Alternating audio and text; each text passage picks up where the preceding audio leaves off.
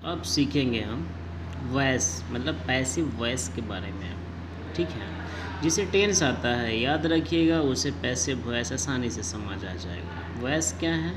Subject is generally directly और indirectly responsible for an action. ठीक है, मतलब इसमें क्या होता है वॉइस में कि सब्जेक्ट जो है वो जनरली या डायरेक्टली बोलिए या indirectly you say about that, वो एक्शन के लिए क्या होता है रिस्पॉन्सिबल होता है। ठीक है, और आपका वॉइस जो है 2 टाइप्स के वॉइस होते हैं। एक्टिव वॉइस जिसमें जनरली आपका टेंस का यूज होता है, टेंस के सारे रूल इसमें इंक्लूड किए जाते हैं। और सेकंड होता है पैसिव वॉइस। ठीक है, अब बारी आती है कि एक्टिव वॉइस होता क्या है। What is active voice? A verb is said to be in the active voice when the person or thing denoted by the subject acts। मतलब इसका हुआ कि कोई वर्ब है उसे तब हम बोलेंगे एक्टिव वॉइस के अंतर्गत जब उसमें ना पर्सन और थिंग को डायरेक्टली सब्जेक्ट के तरह हम यूज़ करेंगे। जैसे एग्जाम्पल है आई राइट ए लेटर। ठीक है, तो यहाँ पर आई क्या है, यहाँ पर सब्जेक्ट है जो यहाँ पर एक्ट कर रहा है सब्जेक्ट जैसा, आई और ही राइट्स ए लेटर। ठीक है, अब इसमें जो आपका नियम यूज हुआ है ना ही राइट्स ए लेटर में, तो ये आपके टेंस में आता है। It comes in tense.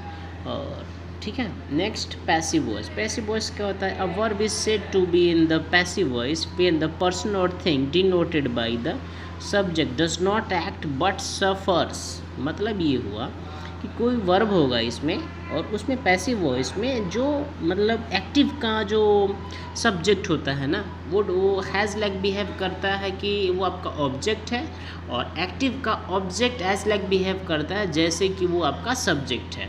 That is the difference.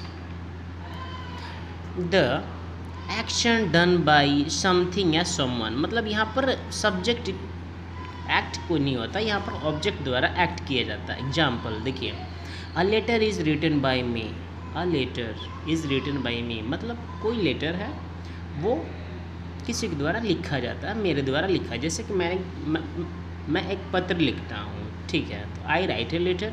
और इसको सेकेंड लैंग्वेज में बोला जाए तो हम ये भी कह सकते कि पत्र मेरे द्वारा लिखा जाता है। ठीक है, हम उसको सेकेंड लैंग्वेज में भी बोल सकते हैं। तो यहाँ नोट दिया गया क्या, एक्टिव वॉइस में टेंस के रूल सारे याद होने चाहिए।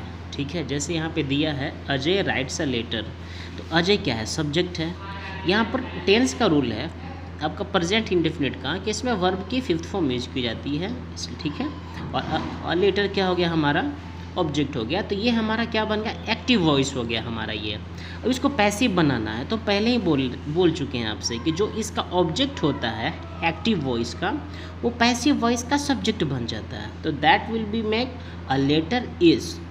और ये आपका प्रेजेंट इंडेफिनिट का नियम होता है पैसिव में, जो हम आपको आगे बताएंगे। Is written by Ajay. Ajay क्या है यहाँ पे, सब्जेक्ट का क्या बनता है, ऑब्जेक्ट पैसिव में। ठीक है, अब इस मतलब बारी आती है, याद रखिएगा कि पूरे पैसिव वॉइस में सिर्फ और सिर्फ ओनली वर्ब की 3rd फॉर्म ही यूज़ की जाती है, नथिंग मोर एल्स। नोट यहाँ पे डाला गया आपका क्या कि ऑब्जेक्ट को सब्जेक्ट बनाया जाता है, सब्जेक्ट को ऑब्जेक्ट बनाते हैं, और form of verb always in 3rd form. हम यहाँ पर पहले भी लिख चुके हैं इस चीज़ को। ठीक है, अब पहला नियम आ जाता है, सिंपल प्रेजेंट टेंस कहिए या प्रेजेंट इंडेफिनिट टेंस कहिए। एक्टिव वॉइस का हम लोग रूल क्या पढ़े, सब्जेक्ट प्लस वर्ब की 1st फॉर्म या 5th फॉर्म, और एवी एक्सिलरी वर्ब डू या डाई जिसमें यूज किया जाता है, प्लस ऑब्जेक्ट चलता है हमारा। और पैसिव में क्या हो जाता है, सब्जेक्ट प्लस इज या एम आर प्लस वर्ब की 3rd फॉर्म, और यहाँ पर बाई लगाते हैं, फिर उसके बाद ऑब्जेक्ट ऐड कर दिया जाता है, याद रहे। और सबको पता है कि इज एम आर का यूज़ कहाँ करते हैं, ये किसी को बताने की ज़रूरत नहीं है। अगर आपने मेरे पिछले पुराने वीडियो टेंस वगैरह के देखे हैं तो आप एक बार उसको फिर से देख लीजिए। एग्जाम्पल आ गया, वी रेस्पेक्ट हिम। रेस्पेक्ट में कौन सी फॉर्म है, वर्ब की 1st फॉर्म होती है, वी सब्जेक्ट हो गया और हिम हमारा ऑब्जेक्ट हो गया। याद रखिए ऑब्जेक्ट को पैसिव में सब्जेक्ट बनाया जाता है। तो यहाँ हिम है तो ही हो जाता है, हिम का ही, और ही के साथ इज का यूज करते हैं तो ही इज़। और वर्ब के अभी बोले हैं कि पैसिव में वर्ब की थर्ड फॉर्म, तो रेस्पेक्ट का थर्ड फॉर्म रिस्पेक्टेड, बाई लगाना है और बाई के बाद क्या है जो हमारा सब्जेक्ट है वो हमारा ऑब्जेक्ट बन जाता है, तो दैट बी का अस होगा। ऐसे ही नेक्स्ट है एक्टिव में रोशन लाइक स्वीट्स, मतलब रोशन को मिठाई पसंद है, तो क्या बनाएंगे स्वीट्स ऑब्जेक्ट में है तो sweets are liked by Roshan. Okay, और नेक्स्ट इसमें एग्जाम्पल ज़्यादा करने पड़ेंगे, ठीक है। Active Rekha takes coffee every morning, passive में आ गया कॉफ़ी, यहाँ पर क्या हो जाएगा object, coffee is taken by Rekha every morning, ठीक है। तो पैसिव में थोड़ा सा डिफ़िकल्टीज होती है, दो नियम हो जाते हैं, बट इसको कंटिन्यूसली अगर आप इसको याद करें, इसको बनाएं तो इसमें कन्फ्यूज़न नहीं होता है। Thank you.